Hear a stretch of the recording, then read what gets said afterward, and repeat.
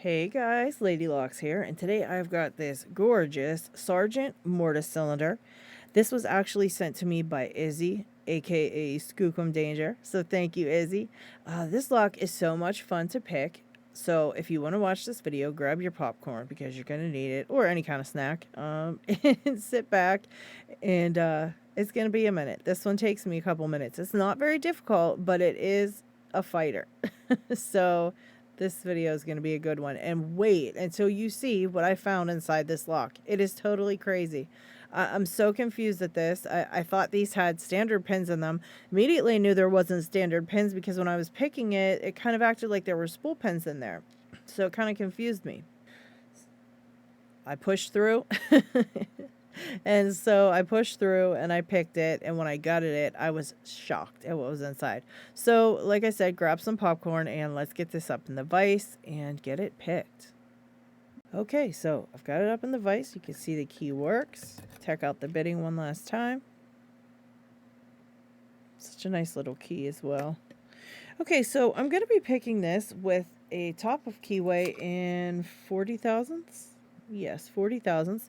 And I'm using this Peterson. This is I believe it's 25 thousandths. It doesn't feel like it, but I think it is. 23 or 25 thousandths hook. Peterson. This is one of the rubber handled hooks of theirs, which I kind of like this, but it is getting bent up. You can see there are some little bit of bends in it and stuff like that. So it kind of won't last very long for me. It most likely, you can see right here, it's very bent. But it does open this lock, and so I've got to use what works. And also, yes, I've totally sliced up my finger. I sliced it with a knife on accident, and it really could have used some stitches, guys. Honestly, it was terrible. And the knife was so dirty, so I'm terribly afraid. I let it bleed for a good while to clean itself out. And I think tomorrow is going to be super glue day because I didn't feel like going to the hospital to get stitches. So I just kind of taped it up. All right, so starting out here, the first pin's already binding in this one. So I'm going to give that one a click. There we go. Come on. All right, and the second one binds. Click that one. And the third one feels like it's binding. Gave that one a click. Fourth one, fifth, and sixth one all feel binding. So everybody got a click. All right, coming back out to the front. And I'm using a probably medium-ish tension on this one. I don't want to use too heavy tension or too light because it really, I have trouble with this one. So yeah, just giving everything a click down the line. Everything feels binding to me and everything gets a click. Coming back to the front, same deal. First one feels really binding, so give that one another click. Second one, same thing. Third one. All right, another click. Big click on 4 and some big core movement.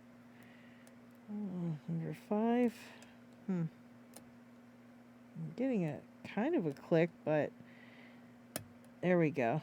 All right, I thought I almost lost my full set, but it finally went. Okay, that's a good sign. Back into the front, 1 and 2 again.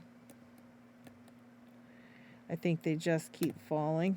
Number 3 again. Number 4. All right.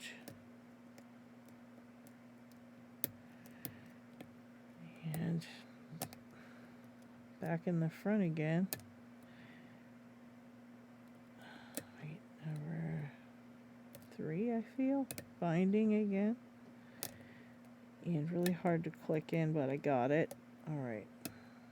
Same thing with that one. Got that. That actually felt like a final click, so I'm hoping that pin's finally set and out of my way.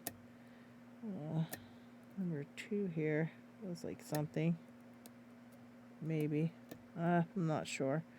I'm going to check the others. Get a little something out of, I think it was 5 back there. All right.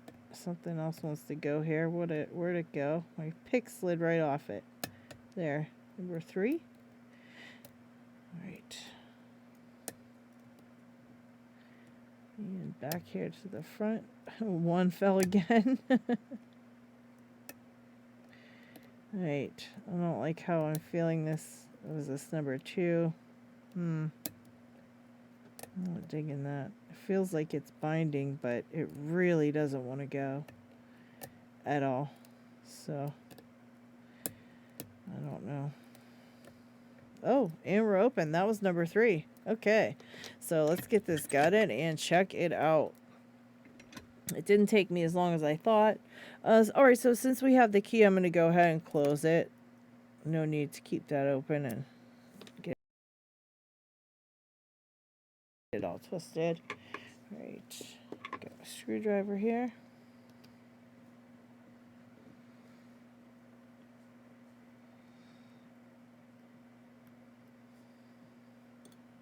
Rid of that.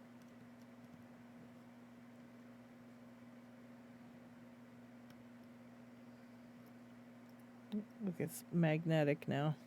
That's good, I guess. Get rid of that. Alright. Go ahead and put the key in and turn it a bit. And match up my follower to this little nub sticking out of the back here, as you can see. So I'm just going to match that up and make sure that the flat part is right underneath the driver pins. And push it through. Okay. So let's see. Number 1, 2, 3, 4, 5, and 6. Okay. And nothing in the core here.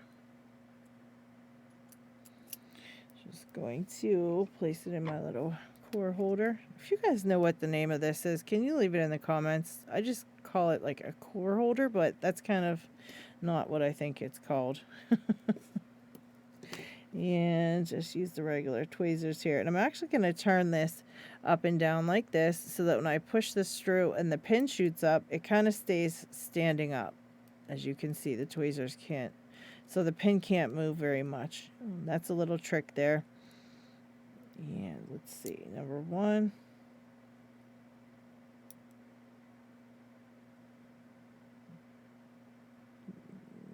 Very cool. I might let us get a closer look at this. Let me close up the camera maybe, because I want you guys to see these insane pins as they're coming out, because it's really cool. Alright, let's zoom in a bit. That's a little better, I guess. Alright. So number 2 coming up, and then I'm just going to push the follower forward a little bit so it kind of holds it in its spot here, and then I can get a hold of it and then let go. Alright, number 2 is like a, what's that, a double spool almost. Yeah, let me do that here and this here maybe so you could see everything. Alright, that was 2. Now number 3. Get another little weird looking spool pin. Number 4.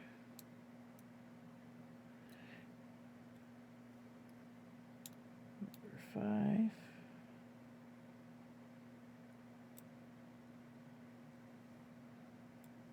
Oops. And number 6. Number 6 is a kind of a gin spool. Looks like.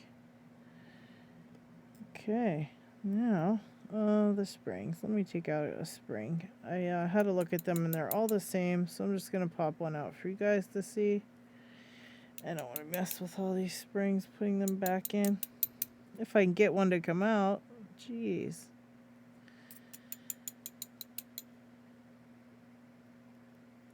There we go. Okay. Oh my goodness. Okay. Sorry, guys. Okay, here we go. Let's take a closer look, shall we? Okay, look at these wild pins. I'm not sure what they're called, but they are super fun to pick, let me tell you. They give some crazy feedback. I've never picked these ones before. I don't think ever. So these 3 are similar. And they've got kind of like that little ball in the middle. and a kind of spool top and a spool bottom, and then like a little ball in the middle there. This one, same thing, it just looks a little longer, that little ball in the middle. Same with this one, and then you've got this double spool, kind of like a GG spool, kind of wild. Another one of these like little ball ones, but it seems the top is a little smaller than the bottom, or this part here would be the top, I guess. I call this the top here. This part is facing the key pins is a little bit smaller than this little part here. And then finally, we've got what looks to be like a gin spool.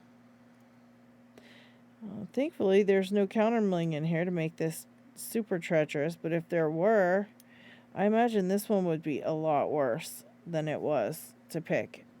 You know, that would really cause it to be pretty crazy. And I think I've got the key pins upside down here. Sorry about that. I will flip those. But yeah, this was a pretty cool little lock. I'm actually going to put this back together on camera because I was watching a video of somebody's and they were having troubles getting their lock back together. The way they were putting the pins in was a little tough on them. So I wanted to show how to put something like this back together and what you would do to make your life easier putting these together. So what I'm going to go ahead and do is, this is the front. So I'm going to just bump this back 3 pins. So I'm going to go 1, 2, 3. So there's the third pin in there. All right, we're going to go ahead and put the third one in. So picking the third one, I just want to make sure that I'm picking the smallest part of this to aim at the key pins. So this one seems pretty uniform, so either side will do. So I'm going to put that one back in, number 3. Right, catch it and then push it down in. Now number 2. Same thing, I'm going to take the smallest end and aim it toward the key pins. Push it in and kind of push this in behind it to trap it, and then I'm going to push it down in. Now number 1, I took the spring out, so we've got to get that back in. Alright, get that in. And now I want to make sure that the smallest end is going to be facing toward the key pins, so that's this end. That's what kept falling down on me every time I was picking it. Okay, and then I'm going to flip it around and I'm going to count back 3 on this side. So this is number 6, number 5, and number 4. And I'm going to go ahead and start with number 4 and get that one in.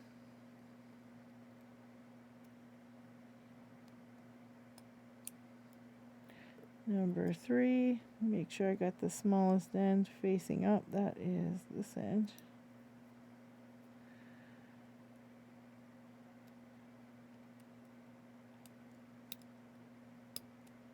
Okay, and number 6, which is a gin spool, which you want the little gin part facing the key pins. So we're going to do that. Get that in there. All right, so that's done. That's how you do that to get that all your pins back in without having a problem. And then just to double check your key pins, I always like to put the key in or leave it in while I replace the key pins to make sure that I'm placing them in the correct positions. Sometimes, you know, without knowing, you can do something like that, drop a key pin in the wrong spot and think you have the right one, but you don't. And then you go to put your lock back together, and if you don't check it, you could have a problem. If it's all back together and you don't have the key pins in right, your key won't work, obviously. So always double check. Okay, and this is how I do that. I just double check by leaving the key in, right? And I suggest if you have a keychain on your key and it's hanging, something's hanging off of your key, I suggest you remove that if you're going to keep the key in at any time when you're gutting or reassembling your lock, because that keychain can get in the way and cause tons of issues. Trust me. Okay, and I'm just going to make sure that I'm not going to drop my key pins out, and I'm going to go ahead and replace this core. Okay, test it out. And now I'm going to go ahead and put the back on there. And then I am done.